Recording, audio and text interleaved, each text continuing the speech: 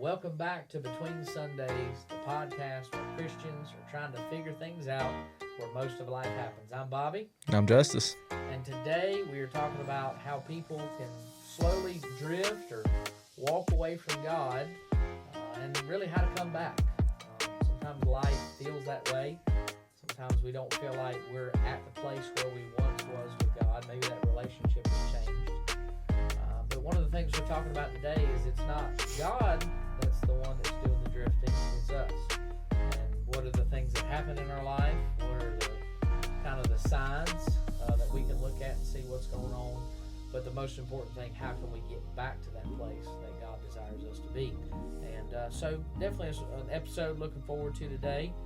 I think it's very relevant for nowadays. I think there's a lot of people that, I don't know, I think there's a place of, we kind of are throwing away the very word relevant for nowadays in our relationship with God and understanding that God will do his part, but I think we got to do our part too. And if we're not careful, very relevant for nowadays. I think find that drifting, find that place where we're not where we desire to be. So we hope this will be very relevant for nowadays. I think there's a lot of getting near the end of the school year, and you can tell it around here. Justus and I both teach Bible, very relevant school. Justus teaches leadership, and they are checking out. So We went ahead and did our final exams this week so that they didn't have to do them while everybody else is having to take their test. And then it dawned on me this afternoon. I was like, I'm not gonna have anything to do with them for the next 2 weeks while they're taking tests. So we'll find something to do though. I know. I think I looked today. I've got three more teaching days, which you should too, because I think we're both A days. So 3 more teaching days. Thank goodness. Do something. Yeah. Well, so the fun part with my Bible class is, of course, I've got 10th, 11th, and 12th grade. And our seniors, they just went on their senior trip. They're down in Florida Keys, which, like, our senior trip was like cold New York. How they got Florida Keys is beyond me. But it never fails when the seniors leave and everybody else mentally checks out. Yeah. Because they're like, well, they're not here. Why do I need to listen? It never fails. Yeah. And I was telling the other day, my senior trip, I remember we went to upstate New York, which was fun. Don't get me wrong. We skied, we did bobsled, we did all that stuff, rode snowmobiles, all that stuff. It was fun. Don't get me wrong. But our senior trip was the first week of the second semester. So really, yeah, neat in a sense that we got a little bit longer of a Christmas break. Yeah, and everybody else was back at school, and we weren't. Mm-hmm. But then we still had the whole semester. Yeah, and then they're at the end, and they cause everybody else to just mentally check out. Yeah, leave here. So I don't know. Yeah. I don't know what's better, what's not. I don't really know. So we had junior senior trips that they took every year. You had to share with the juniors. Yeah, so we had junior seniors because it was a small. I mean, it would just be me by myself. My junior year it was just me too. So it'd have been just a me trip. Well, so I can get that. So we had junior senior trip just because it was a smaller school. So I took my junior trip to Colorado, and we went to Colorado Springs, and that was awesome. Yeah. And then 2020 was my senior year, and so all those little memes where it's like, I didn't get prom. That's me. That's me. So I'm like, man, I just, and I hope he doesn't hear this. We raised money for our senior trip, and then never had one, and I was like, did you get to keep money? No, I don't know what happened to it. At least for the troubles. I mean, exactly. We sold so much stinking candy and then didn't even get none of it. That's okay. I know. My wife was talking the other day. I just get to complain about it all the time. Yeah, anytime I get to bring it up, we didn't have graduation. I'm that person. The year of 2020. Yep. Heather she was talking about trips she missed out on in high school. One was her 6th grade trip, or not 6th. We were 6th grade to DC. Excuse me. They were a little bit later. Well, the year they were supposed to go to D.C. was 9/11. So that's not funny. Funny. We gotta cut that part. Yeah, funny because not happening for a bad situation. Just unfortunate. Unfortunate situation. Yeah. So that was it, and then the senior year they were going somewhere, and then like some girl got kidnapped on a cruise ship or something like that. So wherever Heather plans a vacation, just don't go to that area. Don't try to beat them there. You know, just stay far away. I guess so. It's like, what's his name that comes in when the weather, like if he's there, the Jim Cantor or whatever, when he comes in with the weather. I don't have no idea what you're talking about. I know, I'm old. I know. I know. You try to relate on so many things, and I'm like, I can't, like, you talking about, I graduated in COVID. I'm so old. Which is crazy to me because, like, it's crazy to think COVID was 6 years ago. I know. I mean, that's... Supposedly we have another one coming around. No, man. I got articles. I sure could use another pandemic. That'd be really nice. Heather was talking about yesterday. She was reading articles. I think it was. They said they thought it was like only something with animals, and then some dude got it, come off of a cruise ship or something. I mean, I don't want another pandemic. We gotta scratch this whole episode. They said they thought it was like only something with animals, and then... No, I mean, I don't want another pandemic, but I mean, it was kind of nice just sitting at the house all the time, you know. So. Well, it is till you got homeschool. Like only something with animals, and they're not a good teacher. So that's why I said I would like to sit at the house. When you realize you don't know math and all that stuff, praise the Lord, our school doesn't teach like only something with animals, and didn't taught that at all. Oh my goodness! Anyway, you got your golf hat on too. Like I do that. Yeah, we went to the Truist Championship this past week, and it was awesome. We had a great time up in Charlotte, North Carolina. The only thing I know about golf, and I've tried my hand at it. My Sunday school teacher, shout out Brother Hamilton. You'd have to know Brother Hamilton to know this, but he was an avid golfer. I mean, kind of like I want to say once a day, but I feel like that's a little exaggerated. Like he went all the time. He was good. Yeah. And he could not stand when people said, "I'm going golfing." He said, "You don't go basketballing or baseballing." He's like, "You go and you play golf." And so we would always unintentionally say, "Did you go golfing this week?" No. Whoa. I did not go golfing. I went and played golf. And he would always correct us every time. So that's about my extent of knowledge for golf. Yeah. Just don't say golfing. You just play golf. But some days you're not playing golf because you're horrible at it. You're just golfing. Like some days you're fishing, not catching fish. Exactly. The people that say I'm going golfing, they have a valid point because they're probably not playing golf. They're probably golfing and they've lost every golf ball they have. He probably was going to play golf. Yes, he was the only one. I was always golfing. Yeah, that's right. Attempting to. No, we had a great time. It was up in Charlotte at Quail Hollow Club. Beautiful course, great day. Of course, we got to see, reigning Masters champion Rory McIlroy there. Yeah. We took. And see, I was gonna text you, and I was like, "No, he can't take his phone in there," because I was assuming that was for everything, and then I saw pictures that people posted from there, and I was like, "How'd they get their phone in there?" That is only Augusta National. That makes sense. Any other place you can take phones, cameras, all that stuff. Just the Masters. We need to adopt that for everything. Just you're not allowed to have your phone in there. It would help. It would help a lot of things, especially Wednesday night youth group. That would just start there. Like welcome to Augusta National. Yes. You know? Yeah, I'll preach in my green jacket and all that stuff. Yep. Just no phones. No, I mean it. $1.25 hot dogs. Awesome.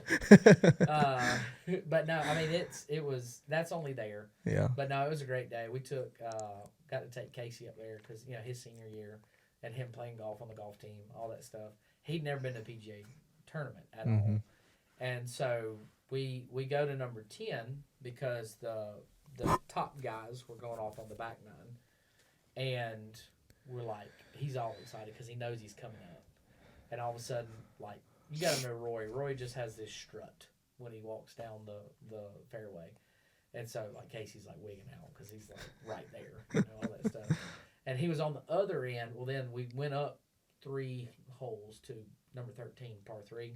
So you're like just trying to beat them to you're each. Getting ahead of them. Okay. Yeah. And when you're like him, everybody's wanting to follow him. You just come off a win of the Masters and all that stuff. Yeah. Everybody's following you. Yeah. So we missed them playing some. We purposely didn't watch them on a few holes and went ahead to 13. We got greenside at 13. Nobody in front of us were at the rope. Huh. And then he walks up and he's like wigging out. He's like, oh my gosh, he's like right there. Yeah. So it was fun, because I've been to a few of them growing up, So, but to see people's reactions, it was pretty cool. But beautiful day. We got rained on at the end, like drenched. Oh no! But it's all good. The hat made it, so that's the hat good. made it. Yeah, the hat made it, and so I'm thankful for that. But yeah, it was a good day.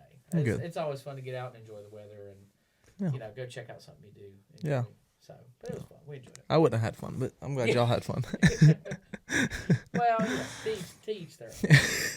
All that stuff. So, but today, talking about walking away from God and how to come back. Again, it's really one of those episodes where we've got to get to that place, that acknowledgement of really starting out with being honest with ourselves.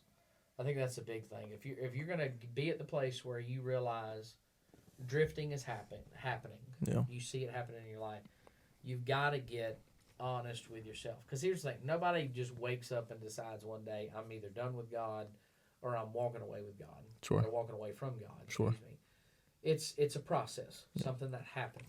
My pastor back home always would say that nobody has ever fallen into sin. Yes. It's always it was never something that you were just walking and randomly stumbled upon and then, fell. Yeah. It was something that it was the progression of choosing to continue going this way and walking into it instead of falling into sin. Yeah. He always took words very serious, like very literal. So we were not allowed to say, I just fell into sin. It was, no, you were walking and making that progression towards it. So, well, I think the biggest thing is so many times we go to the moment where it is like either made known or the most evident. And what we don't realize is it happened way back in a subtle way. Sure. I posed that question to my ethics class this past semester. I was talking about a situation of a guy that, not to go into all the detail, but bad situation. Guy was a youth pastor. Just kind of wrong situation he was in. And I asked him, I said, when did he mess up? And they were like, well, when he chose to do that. I said, no, when he put himself in the situation in the first place, months prior to that. Yeah. And that's really what drifting is, or that stepping away from God, that walking. It's a subtle thing, and the moment it doesn't seem like a big deal. Yeah. I'm sure that guy, when that happened, didn't seem like a big deal. Yeah. But the more we let that go, and the moment it doesn't seem, you're talking about falling away and things like that, subtlety. I'm kind of reminded here, especially the moment it doesn't seem. You can either go on one side of Lake Hartwell and you're above the dam, or you can go on the other side and you're below the dam. But obviously, right at it, they want you to be careful. It doesn't seem, especially if that water's flowing, things like that. Because there have been people that have been hurt, things like that, and getting near the moment it doesn't seem. And it's one of those things of like drifting.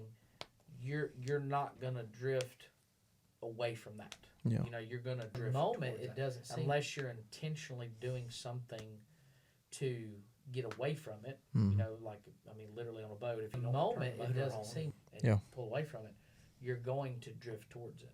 And I think it's the same way in our Christian walk. We've got, if the place we've got to get to is understanding that if I'm not making intentional steps towards God each day, I'm going to be drifting. Yeah. I'm going to get away from Him.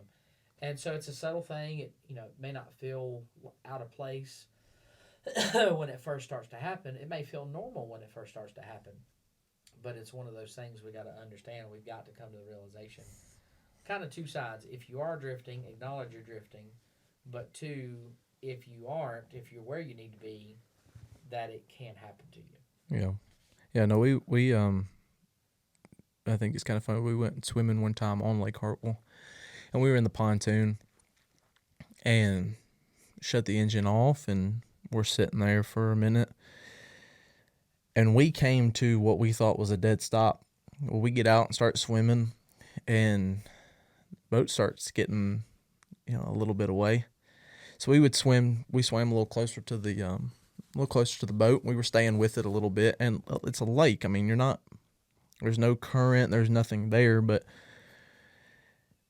it dawned on us that on the other side of the pontoon that we couldn't see was us getting very, very close to someone's dock and having to get on the boat to then put it in reverse for us to, scoot the boat back.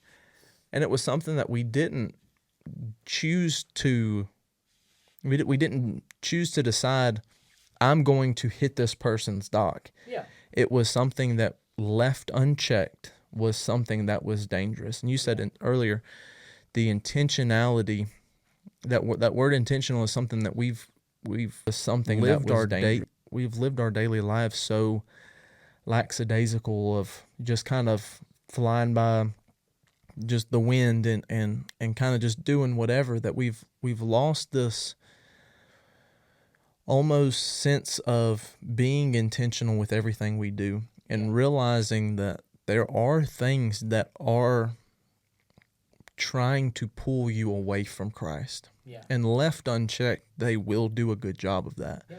I don't think the devil has a game plan to set you or I off course in one day. Yeah. But he'll play longer games, knowing that if I can just start getting you just to get away from what it is. Mm-hmm. And you start, turning around, and then you don't know where you're at. Yeah. And it's a scary place to be when you feel alone. We a lot of times we'll look around, and David even says it, I feel like you're so far from me. Well, the reality is God's not far from me. I'm far from Christ. Yeah. And I've allowed myself to drift away. And this episode's not something that we want to attack anybody that has gone or drifted away. We want you to hit the point of realizing that this is what it is. Yeah. Because any of us are susceptible to it. Any of us can, probably will, and are going to at some point start drifting away. But the quicker that you realize, hey, I'm not where I'm supposed to be, the quicker you can get back on track. And, realizing that you're not going to drift away in a day. You're not going to get back to where you were in a day. Yeah. And so I'm excited about this episode. Yeah. Yeah, I mean, you're right. It's not anything that is saying, okay, we're the standard of this. Sure. By far from it. Because again, it can happen to anybody. Mm-hmm. I think you've got to keep humility in this, of understanding I can go this route. Yeah. I think that's where we see a lot of disappointment, I think, in the church and in kind of this faith community, because we either see preachers that we didn't think could go that way, or they almost carried themselves if they couldn't go that way, or people we respect, or people that we have high regards to, and then all of a sudden we see that happen, and it kind of, oh man, if what kind of chance do I have if they do it? Well, the reality is that any of us can fall into that. It's just, I think, again, humility and not trying to get ahead. There's a lot we want to cover today, but it's just in humility saying, all right, Lord, I need you every day. Yeah. If I'm gonna make sure I'm where I need to be, I need you in everything that I do in this life, because what we're talking about today is not rebellion. Yeah. We can see rebellion. We pretty much know when rebellion happens when it comes to Christian life. I mean, you can pretty much see somebody make that intentional choice. I'm choosing to leave. Yeah. I'm choosing. So we're not talking about rebellion today. We're talking about that neglect. Yeah. That. Oh crap. Yeah. Well, it's so. It's like this. I just literally come out of class with Bible talking to him about this. There's a difference in just avoiding bad things and actively living for God. Yeah. And I posed that question to him. I said, what's the difference in just avoiding bad things and actively living for God? And at first they kind of looked at me like weird. And I said, I can avoid bad things all day long, but if I'm not actively living for God, I'm still, I'm not doing anything. Yeah. I'm just kind of there. Yeah. And it's that neglect. It's that, okay, I'm not doing anything bad, but at the same time, I'm also not doing what I need to be doing. And again, it's kind of like, again, going out on a boat. I can avoid a pylon, all day long. But if I'm not doing something to counteract that. Yeah. To get away from something else, or actually turn the wheel or steer the boat or whatever it may be, I'm still going to be susceptible to fall into danger. Yeah. And I think that's what a lot of people, they're just kind of in this middle ground of it of, well, I'm not doing anything bad. Well, but what are you doing towards it as well? I was looking up one of the verses that we were talking about, Hebrews chapter 2, verse 1, and it said, therefore we ought to give the more earnest heed to the things which we have heard, lest at any time we should let them slip. And again, it's what we're talking about here, these things that we've heard, when it talks about how to live in this scripture and, what God gives us, and maybe a sermon, whatever it may be, those things that have been put into our life, right, whether we've heard somebody preach it or we've studied the Bible, whatever it may be, is being intentional of those things, being earnest in them, letting those things affect our lives, so we don't let those things slip, so we don't let those things get away from us, and then obviously we get to the place of drifting in this life. So again, not talking about the rebellion today, but what are we doing to not just avoid the bad, but be intentional of the good? Yeah. Well, I think of the verse, Philippians chapter 3, verse 13. Paul writing, and says, brethren, I count not myself to have apprehended, but this one thing I do, forgetting those things which are behind and reaching forth to those things which are before. And he goes on to talk about, I press toward the mark of the high calling. And it is something that you can't put aside the things of the past or the things that cause problems and not reach with the other hand. Yes. And it's something that has to be done at the same time, because, like you said, you continually playing defense will not give you a good, successful Christian life. Yeah. The Bible is not there just for the defense, but it's there for you to play offense as well. Yeah. It's, Brother Mark says a lot of times, the armor of Christ is a lot of defensive gear, and we have the Bible as the sword, as the offensive. And really, we see a lot of times, and I know especially I see a lot of times when I start to drift is whenever I stop playing offense, and I only try to choose just to play. I'm not doing wrong, but I'm not doing right. Yeah. And I'm in this middle ground of saying, I'm not as bad as this person, but I'm not doing everything that I can do. And then you start getting a lot of pride and a lack of humility. And it's the small things that have caused you to start progressing to drift. Yeah. It's does that mean skipping your Bible reading for a day is going to cause you to commit capital murder? Well, no. Hope not. But I hope not. But the reality is, one day causes a little ease the next, and a little ease the next, and I hope maybe we get back, but then we remember, and before we know it, you have a problem where we can't get back on track. I hope not. We struggle to get the flesh to do things that are spiritual, and it is this war within you. And that's what I love what Paul is writing to the Philippians. He's saying you can't just set aside those things and not reach. Yeah. There's still a cause here. While I'm playing defense, I have to play offense at the same time. And I think a lot of times we see drift in life because we are just not doing the wrong thing, but we're doing the bare minimum we need to do to get by. Yeah. So. Yeah. And today, I think one of the things I'm kind of looking forward to with this is a little different in the sense of kind of steps and signs. Sure. We've kind of alluded to that stuff, but like pretty clear direction of what we're talking about today, and a couple ways of asking ourselves, how does it happen? I think, if we kind of gave it some categories today. How does it happen? What does it look like in our life? And then how do I come back from that? Mm-hmm. But I think necessary. I think, again, a little different than what we've done. But sometimes you need those kind of clear-cut steps or clear-cut, information to see what's happening. So as we kind of dig into it, how does it happen? I think that's the first place you got to get to. How does this happen in my life? Again, we're talking about offense and defense and this and that. What is taking place in my life or in things around me that would cause me to drift? One of the things we were talking about was it starts with the little things. Yeah. Drifting starts with little moments. It's not a big thing. Again, drifting is not, if not that I'm trying to say this is a good thing to happen, but drifting is not as if it was a car getting T-boned, right?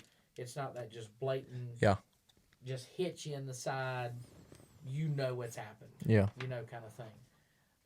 It's something subtle. It's that little veer, that starts to happen in our life. It could be less time in the Bible. It could be our prayers are more occasional, or maybe just, Lord bless this food in Jesus' name, amen. It could be church starts to become optional. All of those are things that, as they progress, can start to be the little things that lead to bigger things. Yeah.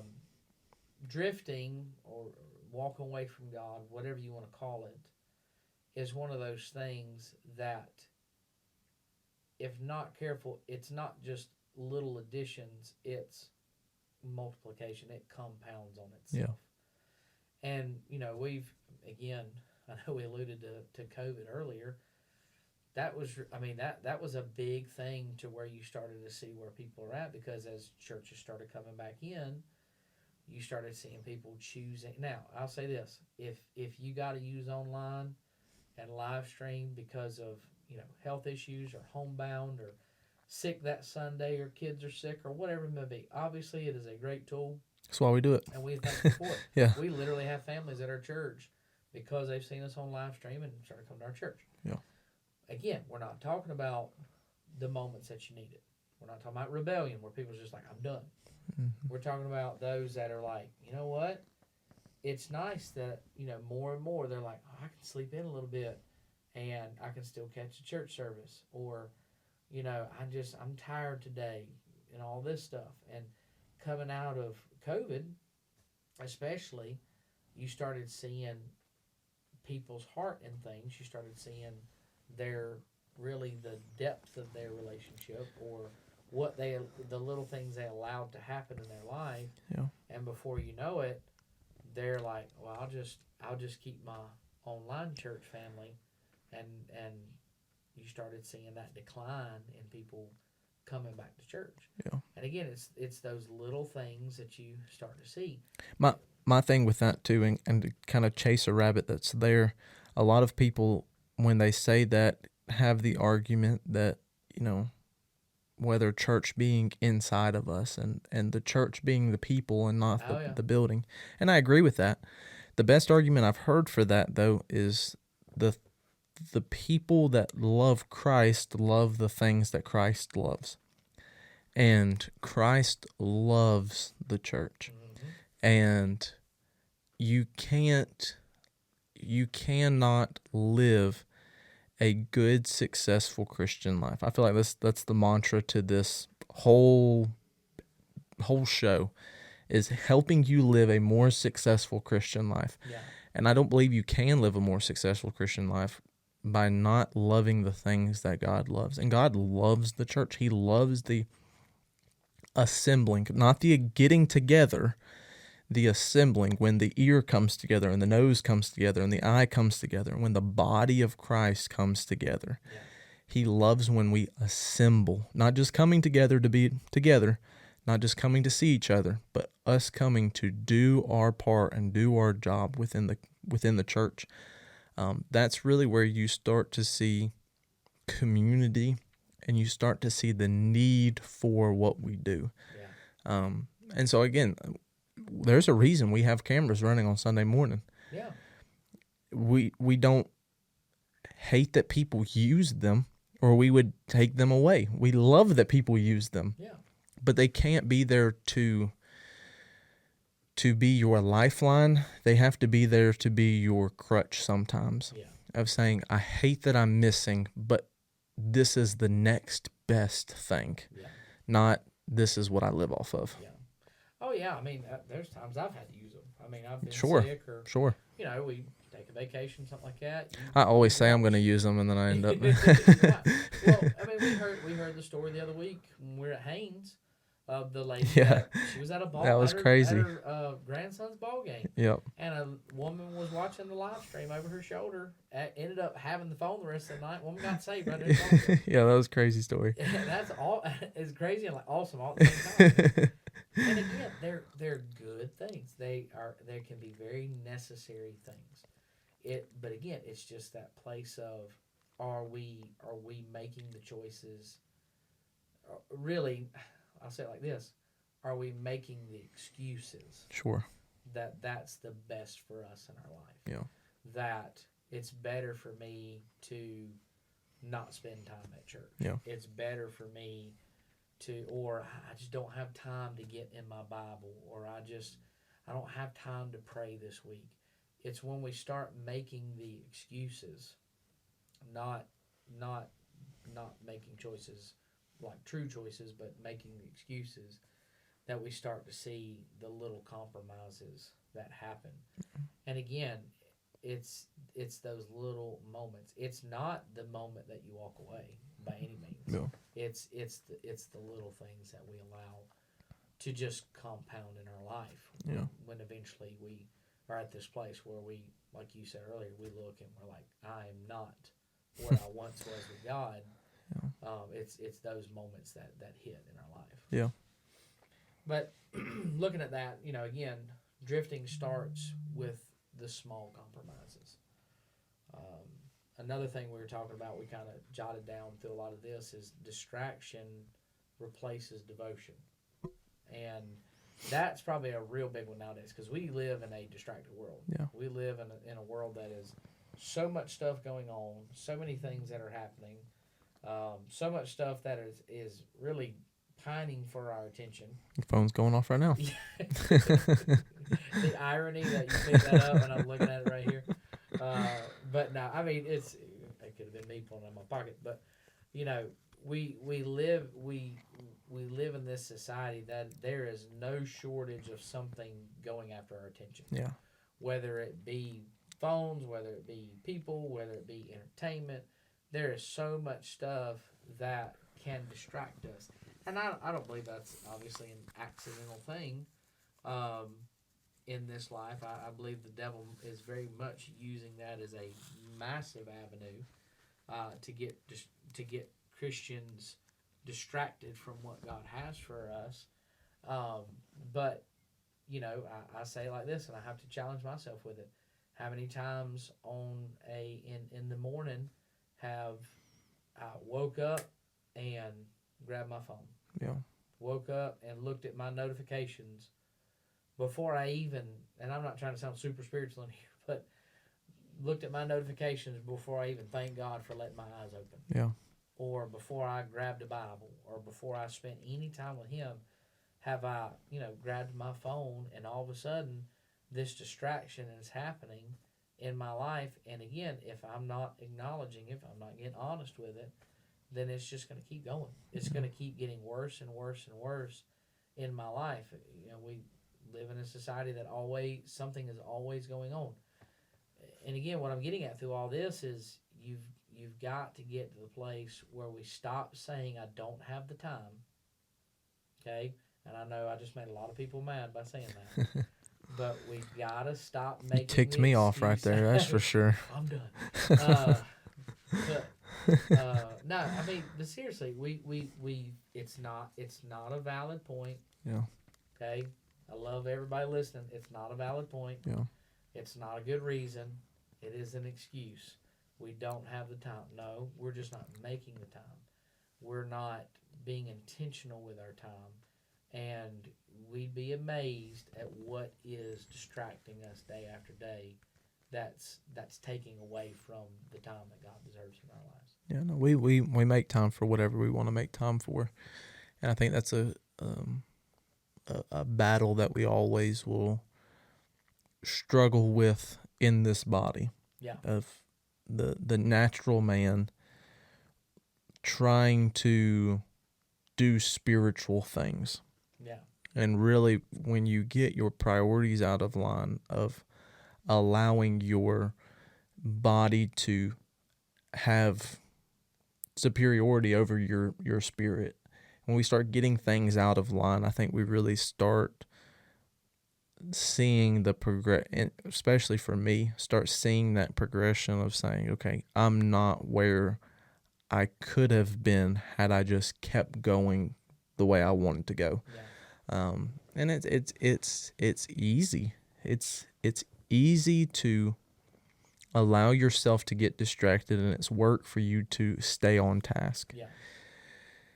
And I think oftentimes we take the easy way. I know, at least I do. I would rather, I would a lot of times rather live comfortable than, put in the effort. And it's something that you've really got to work on. It's not something I can't make the decision for you. I wish you could make the decision for me. But, you have to make your mind up of saying, this is what I'm choosing to do. And so it's something that not careful, you can reach that place. Yeah. And again, I know we've said this a lot, and we'll say it much more through this. It's not this rejection of God. It's just a replacement of Him. Yeah. In our lives. And I challenged a discipleship group a couple of years ago,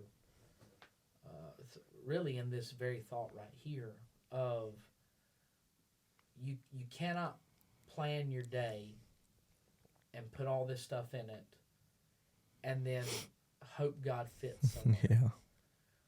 You gotta make Him priority and then plan everything else around that. And what happens, I think, a lot of times with distractions and things like that is we've got our place for all of that stuff. We've got our place for our phone. We've got our place for entertainment. We've got our place for our schedule. We've got our place for all of this other stuff in life. And then we try to find the one little corner that God fits in, or the one little crack or crevice. When really it's, God, you're first. Yeah. You take any and all time that you want. Yeah. And then I'll put everything else into place. Yeah. Where it fits. And so when we're the flip side of that, and you're just trying to cram God in somewhere, you're always, I say always, most of the time, the distractions are going to outweigh God's time. Yeah. In our lives. When we do discipleship, a lot of the questions that we ask are, when are you doing your Bible reading? Yeah. When are you doing your prayer? And if it's after I eat breakfast, your breakfast, some days you're not going to eat breakfast. Yeah. Some days you're going to push breakfast off until 9 o'clock and something else is going to come up.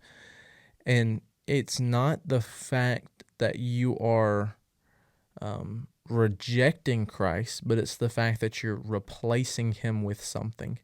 And if you don't put a time on when you're going to do, you put a time on what time you're going to work, you put a time on what time you're going to eat supper, lunch. It's some, and it's crazy to me, and I don't want to make this sound like we're the only ones that don't have this problem. It's crazy to me. I love a schedule. Yeah. But whenever it comes to stuff like that, it's like, I just kind of, I don't know. And you are fine with scheduling meals and what we're going to do when, making plans, figuring out where we're going to be at this time. But when it comes to things of God, you're kind of like, well, I know it's on a Sunday, but what and you kind of miss the bigger picture of it, of saying, I'm really taking time and being intentional. Yeah. Because drifting away is the results of being unintentional. Yep. Being intentional is I'm putting my best foot forward in the right direction. And any step in the right direction is the good step. Absolutely. And really it's a hope of getting somebody, myself included, out of la la land of saying, I'm just going to fly by the seat of my pants and just try to make it. Yeah. And really being intentional of saying, I've kind of backed off a little bit. I haven't been as structured as I have been in the past. And really setting yourself a good foundation to set yourself up for success. Yeah. And again, it's in the distractions. It's in the small things. Yeah. There's not going to be a lot of times something big and grand. We see a lot of times big and grand, oftentimes even being bad things, push people closer to Christ. Yeah. It's the I want to do whatever I can for Christ, but then over time, one little decision over one little decision over one little decision. And we've had people that we know that we don't know where they're at anymore. Yeah. But it wasn't ever a time where they said, I'm giving up. Yeah. It was just a time where they said, I'm willing to replace God for right now. Yeah. And it's dangerous not catching yourself there. It's human to catch yourself and say, okay, I need to get back on track. It's not making you less spiritual of a person by saying, hey, I need to get myself in check here. It's making you human being to get yourself to say, man, I really dropped the ball on that one. Yeah. But it's neglect when you start saying, I know I need to get around to it. Yeah. But we both know I'm not going to. Oh, yeah. And it's what can you do to make the right steps? Yeah. Yeah, I mean, again, it's just being honest. A lot of what we're talking about today is just you getting to a place of acknowledging things. Yeah. Just and it's okay not to be okay sometimes. Yeah, and I think that's where we live in. It's either shame, we're afraid to admit where it is. Maybe we think God's going to be disappointed with us, when the reality is God already knows what's going on. Whatever it is, until you can get to the place where you acknowledge where the time's going or what you're giving it towards or anything like that, or that you are drifting. Of course, as we get further into this, if you cannot acknowledge those things, all of this stuff is going to be very, very hard to move forward with, in your life. But again, those schedules, the distractions, all that stuff is one of those things of saying, I've just got to be intentional with things. Yeah. And you can't, I said it, I think a couple weeks ago on one of the episodes, if we were as structured in our Christian life as we are in so many other places, our Christian life would be phenomenal. Because we understand, like you said earlier, you love structure, you love all that stuff. But if we're not careful, we just kind of hope it happens in our Christian life. Yeah. And it cannot be that way. If it's not going to by chance happen in every other place of life, it's not going to by chance happen in our Christian life. If we're going to be intentional in those other places, we got to be intentional with this. And it amazes me the disconnect. We can have it all put together on every other part of our life, and then wonder why our spiritual life is weak or not where we want it to be. The question is well, what are you doing with it? Yeah. How intentional are you being in that area of your life? And as we dig further through this, we're talking about again these things that we can start to see how it happens. One of the big things, and really, I think what we're seeing a lot of nowadays, again, these things that when sin becoming justified or normalized in our lives. Again, these things, that place where the conviction fades, that place where things that bother us, used to bother us, again, these things don't bother us anymore. And when we start to get to the place where we start to justify what we're doing, we start getting to the place where we start to say things like, well, does God really mean that in the Bible?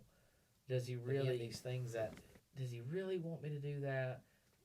That's not what, society does. That's not how they do things today. Whatever phrase we want to use to justify it. But when we start to get to the place where we're not going to God to ask forgiveness for that sin, we're okay living in that sin, we start to justify what we're doing in our life. We start to get to this dangerous place where drifting is happening in our life because of those things left unchecked. Yeah, I haven't checked with you, but I'm making the executive decision. At some point, we're gonna do a episode on like I moved and now it sounds weird. Do a episode on sin and conviction. Oh yes. Because this is something, not careful, you will take conviction and turn it into something that you never, you don't want to acknowledge anymore, of saying, I once said this was wrong for me, but now it's okay. And when we start doing that, I see a lot of times we start justifying things that, when we start justifying convictions that we have had, it becomes easier for us to start rejecting the fact that there are things that are blatantly sin. Yeah. And you start, I don't want to say condoning sin, because I don't believe anybody that's starting to drift, I believe you condone sin when you're fully in the wrong. Yeah. But I don't believe you start condoning sin, but you start not looking at it the same way Christ's looking at it. Yeah. And at the end of the day, you want to look at sin as, this is what Christ hates, and I want to be far from it. Yeah. But when we start making excuses, or we start attempting, and a lot of times it's poor attempts, but start attempting to justify it, of saying, well, I can kind of get around it. I think a lot of times when we start justifying sin, I don't believe this is one of the things that starts to get us off track. I think this is something that we're downstream a little bit, and then we look, and it's what continues to propel us downstream. Yeah. Because I believe everybody knows the difference in right and wrong. And if you don't, dig into what the Bible really says about sin, and what the Bible really says about whatever topic you're thinking of. But if left unchecked, you will definitely accelerate your being okay with where you're at. Yeah. And continue that drifting. There's nothing that ever stays still. Yeah. You're either right or wrong. There is no middle ground. And trying to believe that there is middle ground puts you in the wrong category. Yeah. Oh, yeah. But it's something that we see a lot of times, because and even not careful, we can start questioning and saying, doth God really say that? And then you start saying, well, if that's not that bad, then what about this and this? And I know it sounds silly, but we all do it. Oh yeah. Or I love, well, I'm not doing what they're doing. Yeah. I'm not as bad as them. Yeah. And so it's not about it's not about me trying to bring out the big stuff so I can get away with the little stuff. We got to get back to the place where just sin is sin. Exactly. But we do that. Or again, it's not the full-fledged sin, but it's the progression towards it, of saying, me and my boyfriend or me and my girlfriend, we do this, but we don't do that over there. Oh, yeah. And justifying it was the same thing they did when they were in your spot. Oh, yeah. And now you look at that as wrong. But there was a time where they would have looked at that as wrong. Yeah. And, it's something that the devil is very good at. One of the number one things he loves to do is question what did God really say? Did the Bible really say that? And if it's okay to ask those questions, but it's not okay to ask those questions and continue living life however you want to. Yeah. Ask those questions and find an answer for it. But it's scary, because conviction will start to fade. Things that used to bother you don't bother you anymore. Yeah. And life becomes this one big, I just don't really care anymore. Yeah. And it's so dangerous that I fear a lot of times when people hit this spot, they don't want to continue going back from where they came. But it's almost that prodigal of saying, it's going to have to get really bad for me to turn around. And one thing we were talking about, the prodigal son a while back, was at any time he could have turned around and went back. Oh, yeah. We don't have to have every prodigal hit the absolute end of the road for them to decide I'm going back. Yeah. They could choose at any time to turn around and go back. But a lot of times we have our mindset on, I'm going to finish out what I've started, and whenever you've hit your end of your road, it will always be a disaster. Yeah. And it's a long way back to have to get to where you want to be. It's worth the walk, but why make that journey knowing you're going to have to come back? Oh, yeah. So sin and normalizing it is something that is a big danger within teenagers. But I feel a lot of times it's a bigger danger within young adults, within young married couples, within your middle-aged crowd, because they have influence over people that teenagers don't have. Yeah.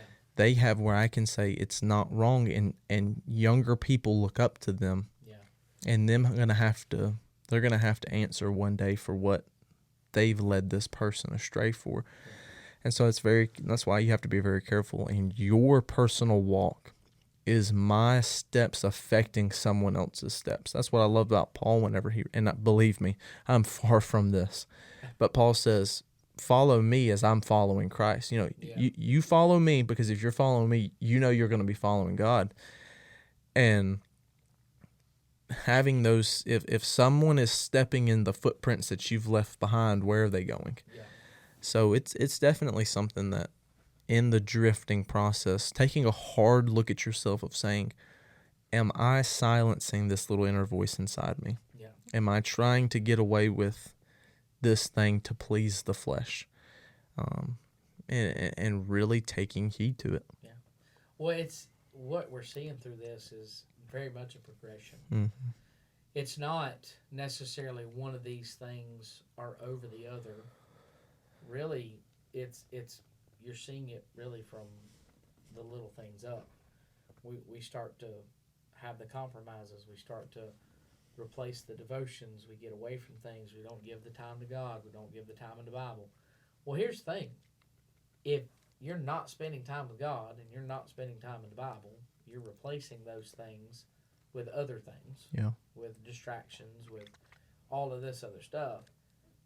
It is so much easier to start justifying that sin or stop caring about what you're doing or whether it's going against God when you're not spending time with God. Yeah. I mean, that's the reality of it.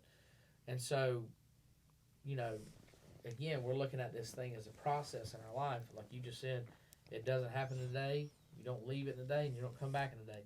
It's a process that happens. Some people spot it sooner than others. Some people it takes them a while.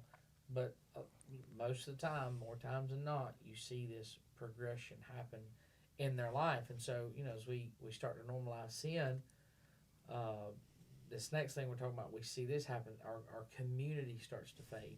You start to see people justifying sin. They start to get away from the people that can help them maybe see their errors or see their wrongs. I remember, I think one of the biggest things I saw this when I was growing up, the family that lived behind me, they had a son named Jason. And Jason was that kid that, man, we just was like, everybody's like, man, I want to be like him. Like, he was just a good kid, on fire for the Lord, faithful to church, all that stuff. Started seeing that progression, started seeing him disconnect. And before you know it, it wasn't just that he wasn't around people. He literally just moved away. And I got to talk to him later on. and kind of through a lot of his story. And it was just this, he knew what was wrong, all this stuff, but he wasn't ready to get rid of it. He had justified it. He had made it okay. And I truly believe he got away from a lot of people because he didn't want to be reminded of that stuff. Yeah. He wanted to keep going in it without that constant reminder or checkup of, are you where you need to be? And so our community starts to fade. The people that God could use to help us, it is not a coincidence that when people start drifting, they start disconnecting as well. Yeah. I truly believe that. You start to see them drift. You can see the progression in their life. Before you know it, like for us as youth leaders, we start to see them miss more Wednesdays. We start to see them, miss other things. They start to put other things in its place as far as, either church or ministry. And they start distancing themselves from people that can be a good influence in their life and can help them maybe get back on track, or God could use them to get back on track. And we see that, we see them to stop showing up. We see them, I've seen it in discipleship groups where they stop opening up. They stop talking about things. They just get silent and they're just kind of to themselves. It is that progression that you see of, okay, I've let things distract me. I'm not as devoted as I once was. I'm justifying those things because I'm justifying those things. I don't want to be reminded of those things, and so I'm going to just start pulling away from those things that can help me. And you was just talking about the prodigal. Obviously the feelings that he had didn't just happen the day he asked his dad for the money. There were feelings that he had that were building. Yeah. And obviously, thankful for that story, thankful for how God has used that story. But you could also say, what could the son's life have been if he had just stayed in the community he was in and somebody could have helped him get away from those feelings. And that's the thing I think that's hard especially for me to see as a youth leader, is I'm not asking teens to be perfect. I never will be, or I never will. I'm not asking them to, I'm not saying they're not going to have problems. I'm not saying they're not going to get distracted. I'm not saying they're not going to have sin in their life. I'm not saying they're not going to have as strong a walk at times as they do others. But what really breaks my heart, and when I really start to see this progression accelerate, I'll say, is when that happens. Yeah. When they start disconnecting from the community and the people that God could use to bring them back, it's almost like it throws it into high gear, and before you know it, they're out the door. Yeah. Yeah, it's something that I wish I wish whenever you said, I'm going to sign up to be a youth worker, I'm going to sign up to be a youth pastor, you have this magical ability to just not let any of them leave. Yeah, I know. Like, you just have this ability Short to of locking the door. You have this ability to say, this is what the Lord has for you, and this is what the world has for you. You take your pick right now. And you start seeing they'll take the temporary over playing the long game, because the temporary is fun for right now. Yeah. But it is sad when you start to see them wanting and longing to come back, but that sense of community they feel like won't accept them anymore. Yeah.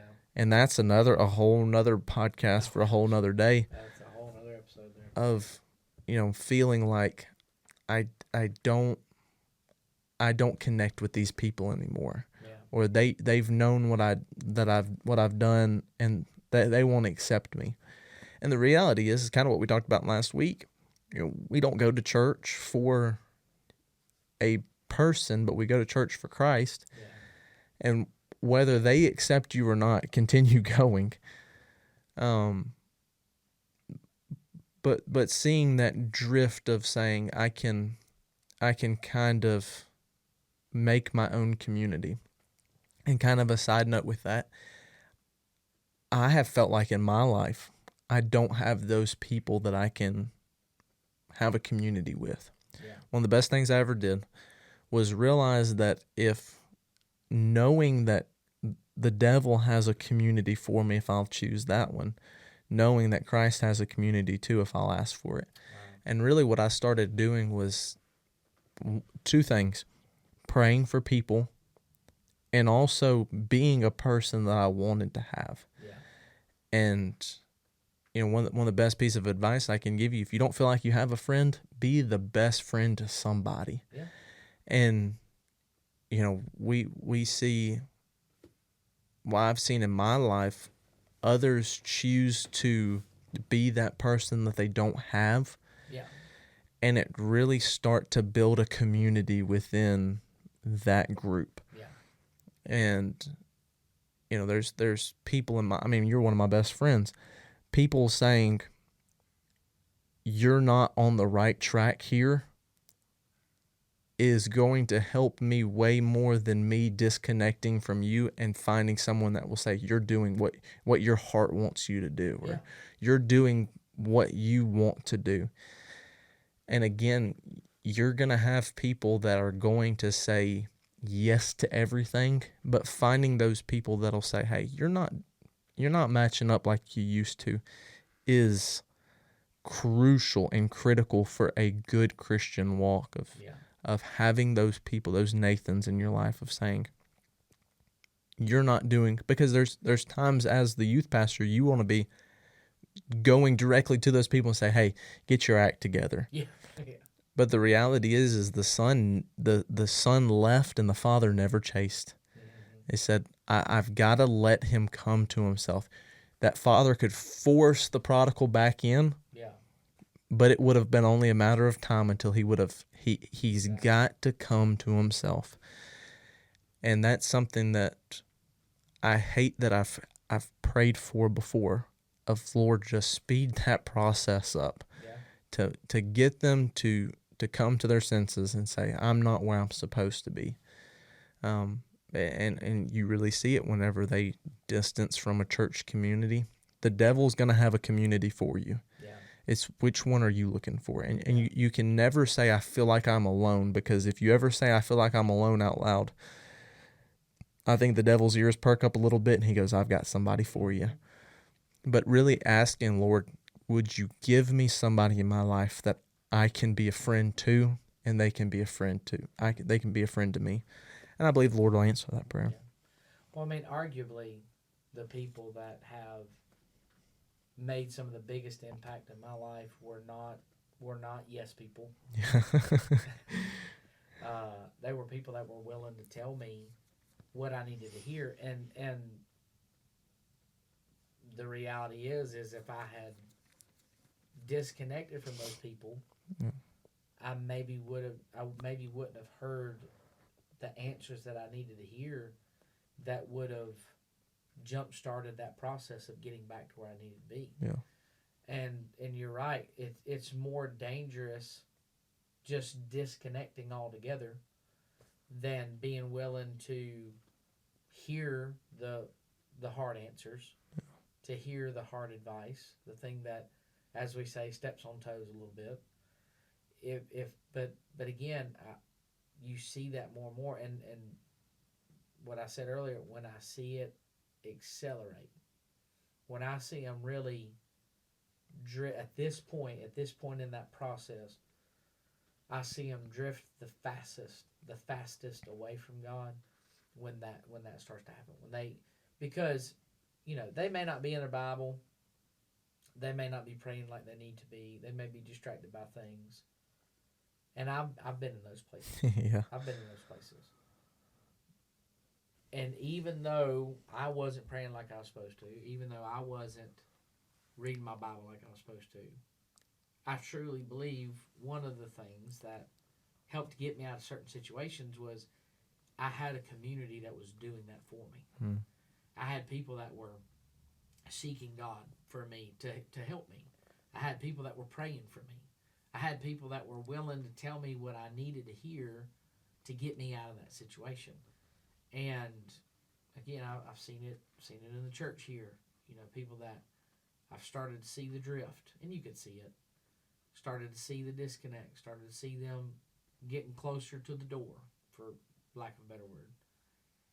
And then they start to shut off to everybody, and before you know it, it's just they're gone. Yeah. Because they're getting, like you said, they're replacing the community that could be a help for them with the community that is just going to tell them what they want to hear, tell them what they want to see, show them what they want to see, tell them what they want to hear, make them feel good, right?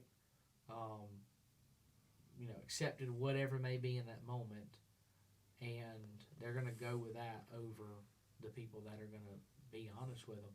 And when they start to get around the community that just tells them what they want to hear, they start coddling those feelings and all that stuff, and again, kind of leading into this next thing, that starts to lead them more than their faith leads them. Yeah. They start getting into not truth, not what the Bible says, not God's promises or anything like that. They start getting into those feelings, and then it's just that feel good. I don't feel God in this. I don't feel God in that, and they really start to go out the door there. And again, kind of leading. Well, I just I feel like it should be this, or I don't feel like it should be that, and drifting starts when I say drifting, kind of leading. That drifting gets worse and worse and worse when our feelings become what guides us. Again, kind of leading rather than the truth that guides us. Yeah. That place where we live in what makes us feel good, or what we feel justifies us, then rather than the truth that could help change some things in our life. Yeah. There's been a lot of Facebook fights started over this point right here. Oh yeah. A lot of podcasts being started, and and I make no apologies about calling living in your feelings wrong. Yes. Because it's caused a lot of people to have a form of godliness and really not help anything for the cause of Christ, but really push people farther away and justify people's sin even more. When you start saying, I base my entire life off of my moral compass. And when you do that, you start saying, I am the ruler of what is right and wrong, and I am the one that has the final say, and I am the one that can dictate, you can say this and you can't say that, or you can do this but you can't do that. And you start becoming your own God. And a lot of times the dangerous part is people that start getting followers from that start looking at them as God.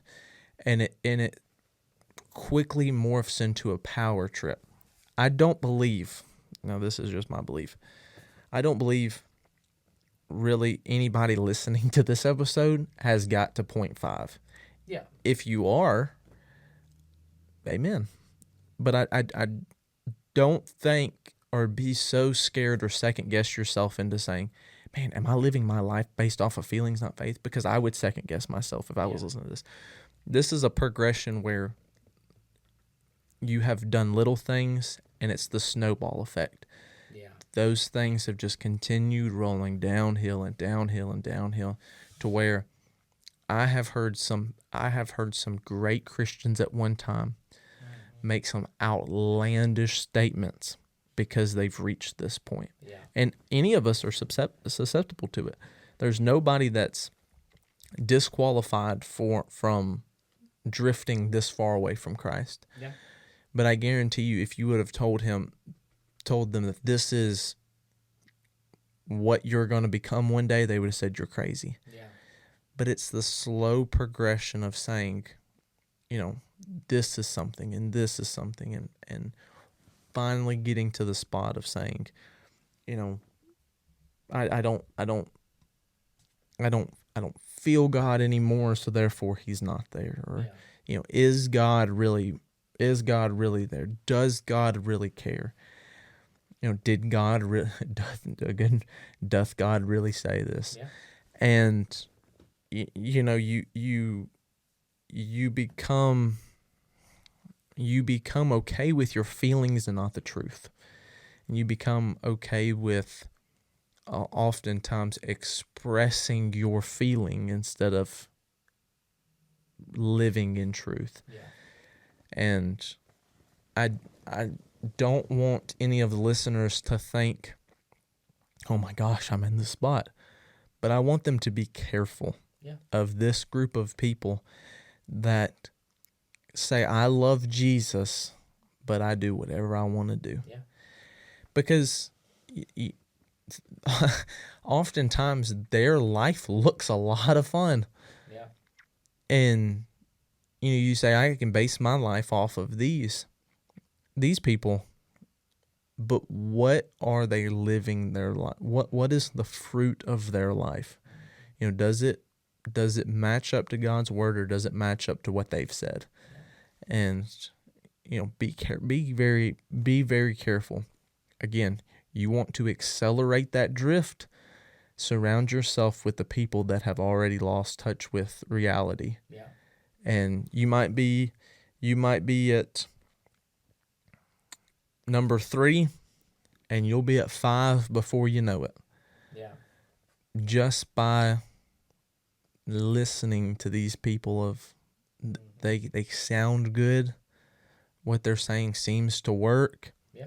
But they don't have any meat to what they're saying. Yeah.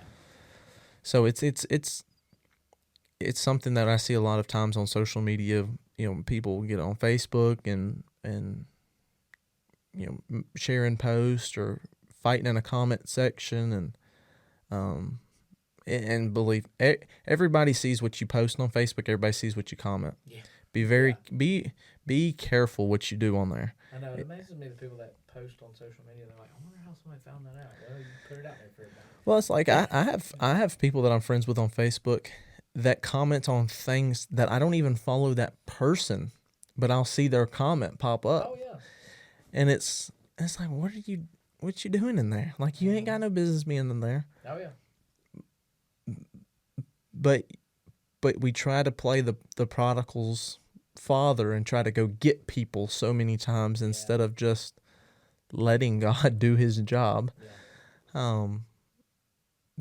That we start getting ourselves into a mess. But it's something that we start seeing more and more of influencers finding Christ. Yeah. And them having this revelation. And praise the Lord if they are. But a lot of times we start seeing them progress in the wrong direction. And when that starts happening, they have a lot of followers all of a sudden that start imitating what they've done. Yeah. And it's a scary reality. Oh yeah. Oh yeah. One of the things that we've got to understand with drifting is, before it ever really manifests in your life as far as being seen publicly, it's going to be something that starts privately. Yeah. It's going to be one of those things that, again, like you talked about earlier, internally we start questioning, we start wondering, we start doubting God in ways. Did He really mean this? Does God really want this for my life? And it's going to be, again, one of the tough sides. I'll go back to the prodigal. I would just have to believe that the prodigal had those thoughts way before he ever asked his dad for his inheritance. Yeah. And it goes back with us. I've said this before. I've been in ministry a while now, to where I've seen people make this big scene leaving a church, like some big commotion. Maybe not literally at times, but I've seen people get loud about it. They're like, I'm done. I'm gonna go find me a good church. They were done way before they ever sat back. Yeah. I've had members like, what happened, preacher? We need to try. I was like, look, if it was that easy for them to leave like that off Yeah. of something that to us didn't seem a big deal, they were done. Yeah. They were done. It was something that happened on the inside, something that internally was working on them. And they got to that place where they're just like, well, I'm going to let this be the straw that breaks the camel's back. It was already something that was going on in life. And it's the same way with us. As we drift, if you're starting to see those things happen internally in your life, it's at those moments that you want to start asking yourself, well, what is going on in my life? What is happening spiritually in my life that is causing me to have these feelings, to get to this place? And kind of looking at some of the things we were talking about when we start to lose that hunger for God. That honestly, that should be a big sign of something going on in life. When we start to lose a hunger for God, when we start to lose that appetite that we once had for the Word of God, when we don't have that excitement maybe to go to church anymore, or we don't, whatever it may be, that should be a telltale sign of something that's going on in our life. It's kind of like that person that we've all know that person, or maybe we are that person that if somebody like really loves to eat, and all of a sudden they're like, I'm not hungry, and it's like been a while or it's dinner time, you're like, what is wrong with them? I'll say on the flip side of that, not with eating, but obviously I talk a lot. Drinking. Okay. Yeah, I talk a lot, which is part of what I do. My wife always jokes and says that she's waiting on me after Sunday mornings because I'm talking to everybody. It really messes with her if we go somewhere and she's doing more talking than me. I'll never forget a few years ago, we went to a birthday party for one of our friends' kids in the gym here at the church. And I sat down, and I literally, from the time I walked in to the time we left, I pretty much sat in the same seat the whole time. And she's just off mingling, talking to people, like, really, we almost like we flopped roles a little bit. And we get in the car, she's like, what is wrong with you? And I was like, what do you mean? She's like, you didn't talk to anybody. And I was like, I don't know. I just, wasn't feeling it today or whatever it may be. But, again, I say that jokingly. If we had that hunger for God, if we had that excitement, that zeal, that, man, I want to get all that I can, and all of a sudden you start to realize that hunger's not there, or it's I don't have to take as much in, or I'm not getting as much, then start to ask yourself those questions. Start asking yourself, what's taking that, what's causing that to happen in my life? Because it could be that that's the start of drifting. If your Bible feels dry, if you're in church and you're feeling like your worship isn't what it wants.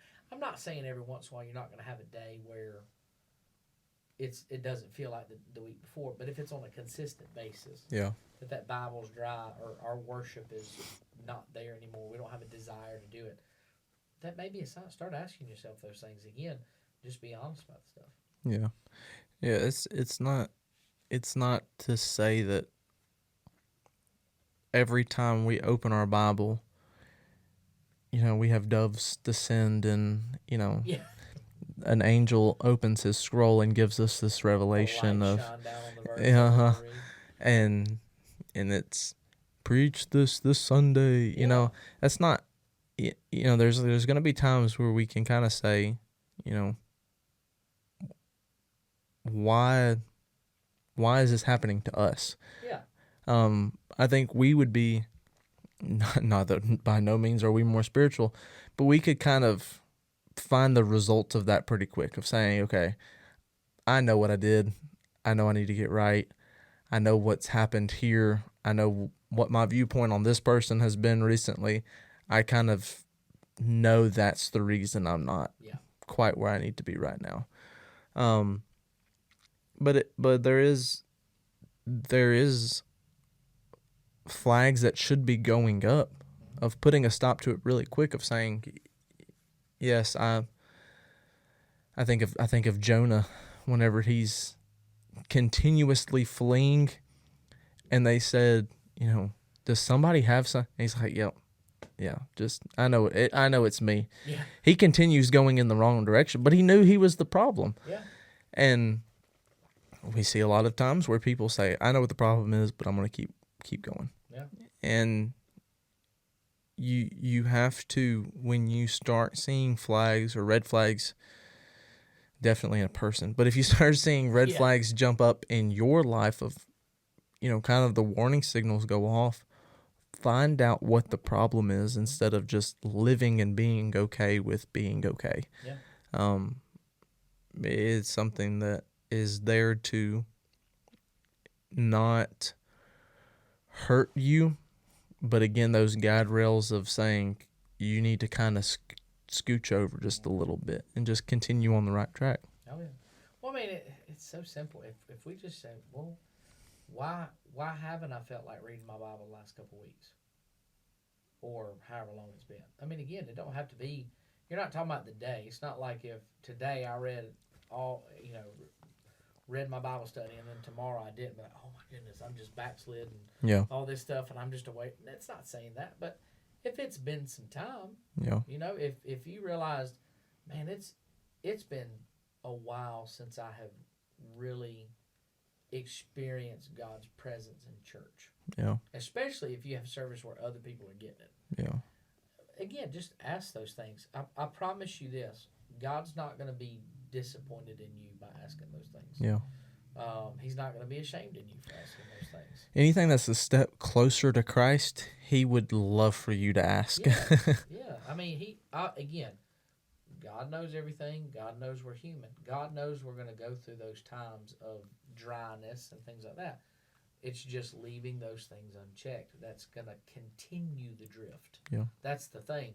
We don't want the drift to continue. We want, as early as we can, be able to catch it so that we can do something against it. Again, it's whether it's dry, whether it's feeling distant from God. You're, again, wondering why you haven't, felt Him or experienced Him in your life, or can really acknowledge that last time that you were close to Him and you don't know why. God, it's not, we've talked about this in this episode earlier, it's not a rebellion, it's just that emptiness. Why does that, why do I feel like that's happening in my life? I'm just not close to Him and just feeling like I'm doing all I can. God, nothing's filling me up, nothing's bringing me joy, nothing's bringing me satisfaction in this life.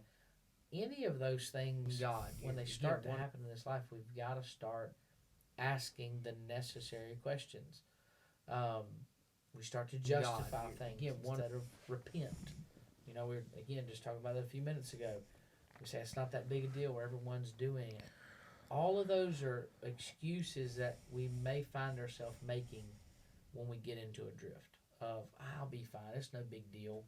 And then again, before you know it, you've gone further than you intended to go, or you've drifted further away from God more than you intended to drift. Yeah. I was just kind of thinking about that, kind of different ways to illustrate it. It's kind of like our boys. We go to the beach, and you know how it is. You get in the water, and they're jumping and all this stuff and having fun. And before you know it, you're way down. You're way down the beach. And it's a long walk. A long way. And it's one of those things that if they would just do, if every once in a while they would just take a check in that, it wouldn't be as bad as what it is. Yeah. And it's the same way with this. It's not, again, it's not saying God doesn't want us to live this life. It's not saying God doesn't want us to enjoy this life.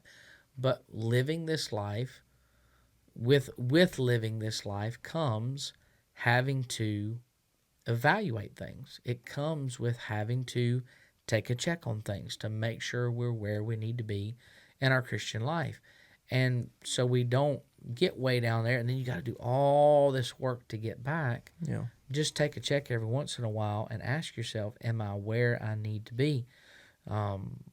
Big one that we see when we talk about this is we start to build this identity outside of Christ, where we kind of have our social identity more than our spiritual identity. When we resonate more with everything else around us than we resonate with the Bible or connect with the Bible, or what God has for us, and we have more connection with either what we used to be or what this world is than what God has us to be. Again, all of those are things that can be. We're not saying it's all in that order. It looks exactly like that for everybody. But all of those are things that can be what drifting looks like in our lives. Big one was, kind of jotted down. We stopped fighting for our faith. We stopped really making a progression in this faith.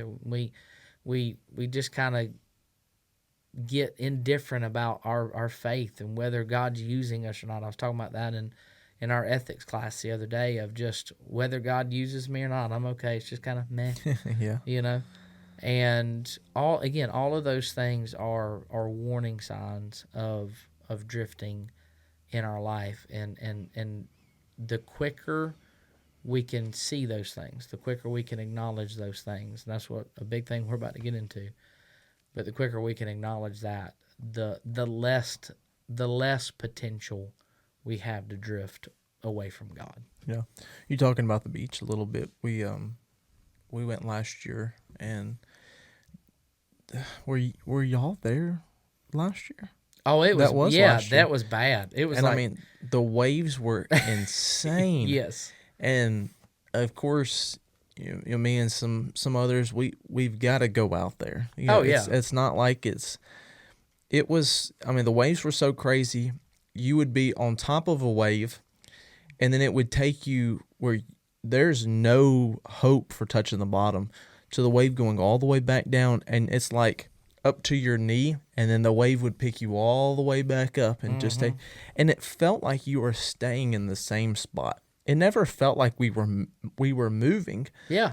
But we're looking off into the distance. We got the beach behind us, and we're just looking for that next wave to come up, because we all got our little what are they called? The boogie boards. Boogie boards, and we're not standing up on them. We're just like laying on them, and we just keep looking out. We keep looking out, and we would finally see one off in the distance, and it would look like a great wave, and it would crash right in front of us or crash too late, and so we'd go under, and we would just sit there, and we were just bobbing on the water, and we would finally catch one. And I remember the first one that we first wave that we had really caught and rode in, we get back to the shore, and I look around, and I'm like, I have no idea where I'm at right now.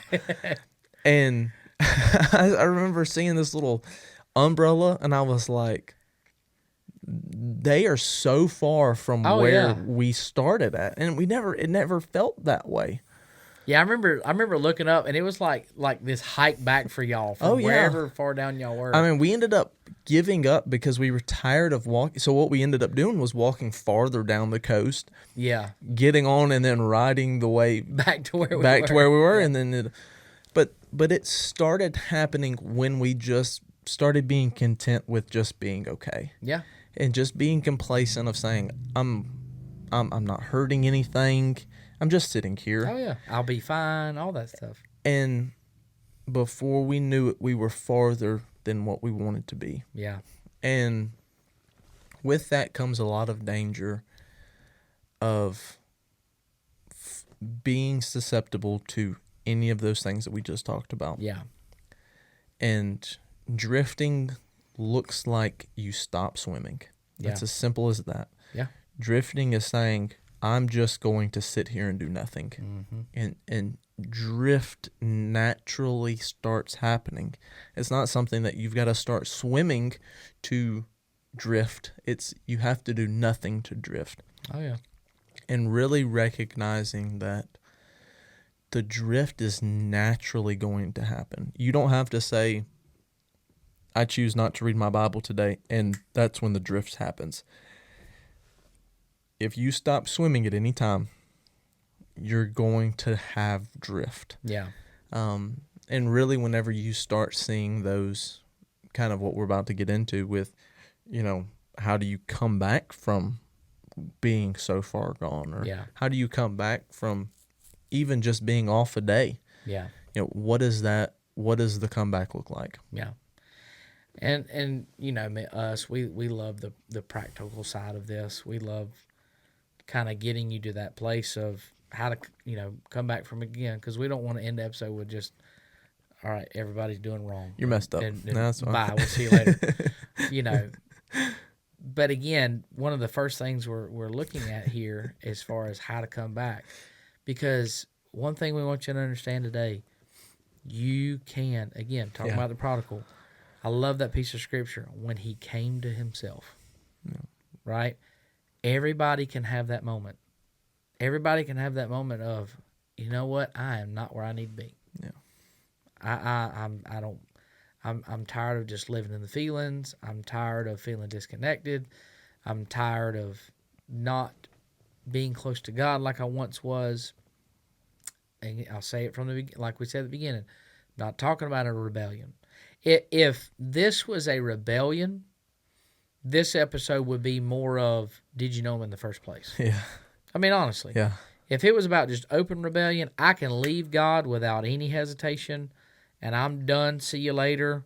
No remorse, none of that stuff, no conviction. Then we'd be getting into a whole nother side of this. We're talking about drifting, where there was a time you were serving God. There was a time you were living for Him.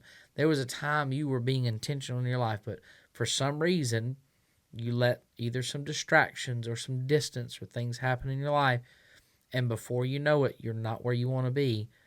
You can get to that place of coming to yourself and saying, all right, what is necessary for me to get back? Yeah. What is necessary for me to get back to the place that God has for me in my life? And we talked about it a little bit, alluded to it earlier, and what we're getting into now, recognize it.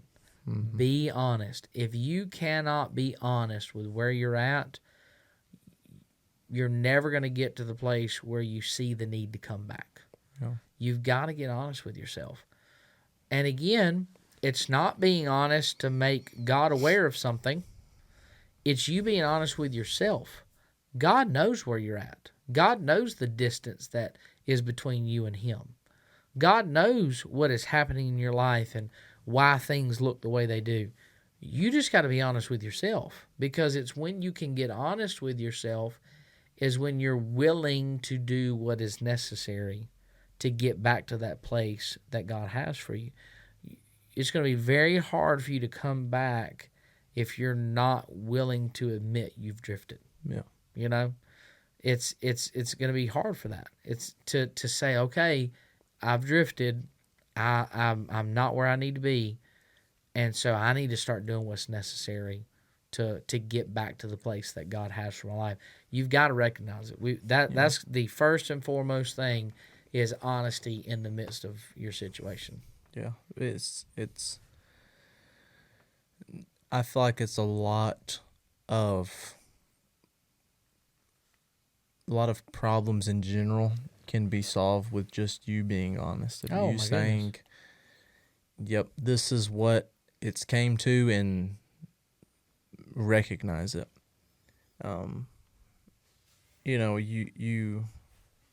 You have to reach a point where you say, this isn't what my life was meant for. Yeah. This isn't what I'm allowing to be the end of the road. This is the start of going home. Yeah. And recognize it and be honest with yourself and return just to simple obedience. Yeah. I can say I have a problem with anything in life, but until I almost relate it to being honest is the point where you turn around. That simple obedience, returning back to that, is the first step. Yeah. Is what stops you in your tracks is realizing, hey, I'm in the wrong. Mm-hmm. But really what puts that first foot in the right direction is just going back to simple obedience. Yeah. Going back to what you know you're supposed to do. And there's a lot of good Christians that we know that return to simple obedience. and have made strides way more than they ever had before they went the wrong direction. Yeah. And really not striving for perfection or getting back to where you decided to drift from in one day. Yeah. But taking those progressional steps of saying, these are the friends that I've picked up, and I'm choosing to leave them here. Yeah. This is the baggage that I've chose to pick up along the way. I'm choosing to let it down. Yeah. And I see this happen a lot with teenagers especially. Don't try to drift and bring everything back with you to try to get back to where you started drifting from. Yeah. It has to be I'm turning loose of everything. I'm turning loose of the friends. I'm turning loose of the community that I've made. I'm turning loose to the promises that some of them promised me. I'm turning loose to oftentimes relationships. Yeah. I'm turning loose of everything that is hindering me from getting back to the point that I drifted from, and really putting your best foot forward and continuing on for Christ. Yeah. Well, it's just getting to that place of, like you said, that obedience of saying, all right, Lord, I'll do what's necessary for me to get back. Yeah. You know, and whatever you ask me to do. If it's just simple time back in my Bible, if it's getting back to my prayer life, and let's add to it an honest prayer life of being willing to admit to God how you feel, showing up to church, whatever those things are, it's just in obedience, doing what is necessary to start taking those steps back. You know, you go back to the beach when it was crazy. You didn't try to return by going back the same way you came. You know, I mean, I remember one day y'all were trying to swim back. Yeah. Like having fun, but y'all were trying to swim back. And y'all could, like, no matter how hard you paddled, no matter how hard you tried, you know, going back that same way wasn't going to get you where you wanted. It was not an option. No. So what did you have to do? You had to get out of the water. You had to do what was necessary to start taking those steps back. And it's the same way with this. You had to leave my floaties there. Yeah, left the little water wings there, all that stuff. But it's being willing to say, all right, God, whatever's necessary. Yeah. If I gotta change my direction a little bit, if I gotta go down here and get out here and do, you know, it's whatever is necessary, and in obedience, I'll do what you ask me to do to get to the place that you want me to be. And again, in honesty and in obedience, we can start taking the necessary strides to get to that place that God has for me. You know, just be consistent with it. That's the thing. Don't look for big moments. I think so many people, they want, like we said at the beginning of the show, this episode, we want it to be fixed overnight. And that's not how it's going to be. Yeah. It's just consistency. Yeah. It's not in the big feeling moments. It's not. There's going to be times as you're rebuilding and as you're getting back to where God has for you, that it's going to feel like a monumental day in a good way. You're going to have a big breakthrough. You're going to have a big moment where God did something amazing in that restoration process. But there's going to be some days where it just feels little, and it feels small, and it doesn't feel much.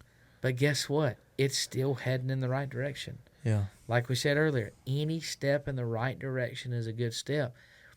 You getting back to the place God has for you isn't going to be possible by only having the mountaintop moments. Sometimes it's just going to be in the little steps, getting there. Yeah. And before you know it, you'll realize I've made more progress than what I thought. I think we think it's got to be big things for us to notice it. Sometimes we don't notice it at first, but before you realize it, man, again, just the same as drifting, before you realize it, you're further than what you thought. Little steps and consistency, you'll be able to look back and say, man, I'm not where I once was. Yeah. I'm not where I need to be yet. Yeah. I'm still getting there, but I'm a whole lot further than where I was when I started this process of getting back to Him. Yeah. You never see the small things add up until time has passed. Yeah. And as quickly as you see the distance that you've drifted away, you can turn around one day and see the big difference just deciding to be consistent has affected your life. Yeah. And, again, we try to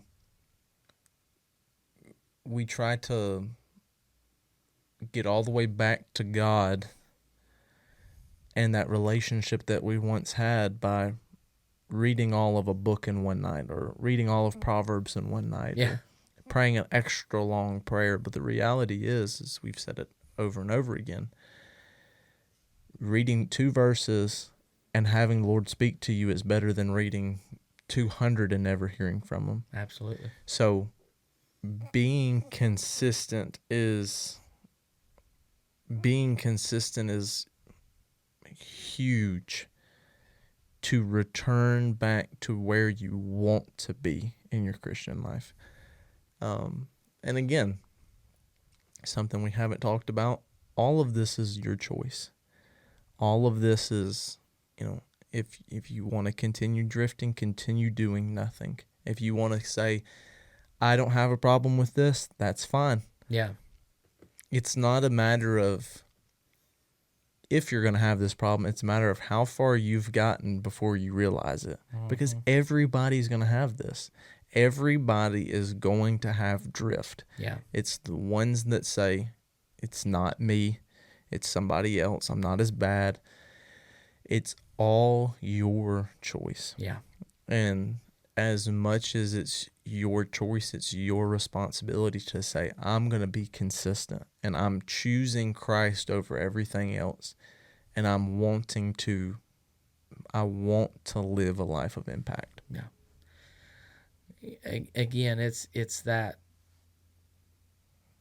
coming to that place of I made a choice, whether I realized it or not, to start going that way. I've got to make a choice to start coming back. Yeah. Again, we make those choices. That choice could be simply, I'm just, I don't feel like reading today. Yeah. That choice could be as simple as, I'm just not feeling praying today.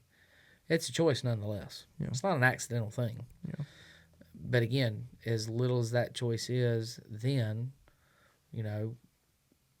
we don't realize how far it takes us. Again, you've got to make that choice coming back. And one of the things that, kind of getting down to the end here, I think is one of the biggest things I could say. I mean, a lot of it I think is, obviously all of it is going to be influential in you getting back to what God has for you. But we talked about this the other week, and one of the things I love about this part here is reconnect with the right people. Find you somebody that's going to help you get back. We talked about it the other week. Find that Barnabas in your life. Find that person that's going to encourage you. Not Barabbas, Barnabas. Not Barabbas. Nope, Barnabas. All right. Find that person that's going to help you. Yeah. Again, the people in my life that I can look back that helped me get back to where God wanted me to be was not the yes men, was not the people that just told me what I wanted to hear. It was the people that were willing to be honest with me because they loved me and pushed me towards God. Yeah. That said, hey, this is not what God has for you. Yeah. And God has so much better for your life. And if you'll just listen to Him, or, if you'll just, stop doing this and do that. Can I say this too? It's okay if you love somebody and you're a Christian and they're a Christian. It's okay to tell them that they're not in the right. Yeah. It's okay to tell them they're wrong. Yeah. It's okay out of love to tell them that that's sin. Let's clarify that. That's not a wrong thing. Okay, that's where we start skewing verses like "judge not that you be not judged." All right, that's not what that means. Okay, if you love somebody, right? If you truly love them as a brother and sister in Christ, and they're not doing right, Tell them. Yeah. They need that. Okay? All right? I am thankful that I had people that were willing to tell me that. I shared it in season 1 of my buddy Ben that sat across the table from me and said, if you keep going down this road, I can't sing on stage with you. You're going to have to step down from the group, and we can't minister together because of what you're doing. I needed that. Yeah. It stunk at the time. I didn't want to hear it, Yeah. but I needed it. Yeah. And so that's okay. If you love them, okay, if you truly love them as a brother and sister in Christ, tell them that you're concerned for their life. Yeah. Tell them you're concerned in how they're living and the decisions that they're making. Yeah. Now, again, it's their choice to do with it what you tell them. But again, I believe that's part of the benefits of this body of Christ that we're in. Is it's like this. If I have, if a part of my body is hurting, if I were to smash my thumb with a hammer, Yeah. right, then my body's going to tell me that that's hurting, right? It's not going to be like, well, that part of my brain is not going to be like, well, if I don't tell them, it's going to go away. No, I still smash my thumb, Yeah. right? It's telling me, it's making me aware. Find those people that are going to help you in that. Get around people that are going to push you towards God, help you in your faith, and really try to protect what God has for you. Yeah. And we've got to have those people in our life. And all of this is part of getting back to what God has for us. Yeah. I think tying all of this episode in to one thing is remember who God is. Yeah. Remember that He is there to help you. He is there to guide you. He is there to not hurt you, but help you live the best life that's going to have the most impact for Him. Yeah. And He truly does love you. Yeah. No matter how far you've gone, no matter what you've done or you didn't do, there's nothing that can ever separate you from the love of God. Yeah. And there's nothing more than that Father wanted than to see His Son just walk down the road. Yeah. And realizing who God is, realizing that He didn't move, you did. Yeah. And realize that He's wanting you to come back. Yeah. That's when we see restoration, impact, and a testimony that lives for Christ. Absolutely. Absolutely. And guys, again, drifting is one of those things, we've said it so many times, it can happen to all of us.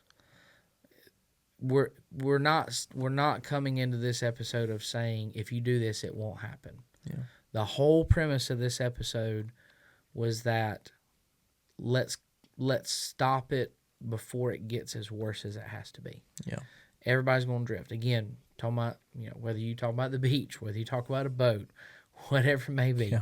When you stop moving, right? Even out in the middle of a lake and you think it's still water, that boat's going to drift. Yeah. Out in the middle of an ocean, you think the water's calm, we're still going to drift. It's not that it's not going to happen. It's just how can we keep it from being as bad as it possibly could be and get back to that place of what God has for us in our life. So, again, drifting is slow. It's not an overnight thing. But here's the beauty of it. Today can be the start of you getting back to what God has for you. Yep. Again, on the same time, or the same token, that's not overnight either. It's going to be a part of a process. But if you're willing to be honest, if you're willing to do what's necessary, willing to be obedient, then you can start finding yourself taking the steps towards what God has for you in your life. So guys, we love y'all, praying for you, and we hope you get to that place that God has for you in your life. Appreciate y'all. Shout out Josh. Yeah, I didn't forget about you.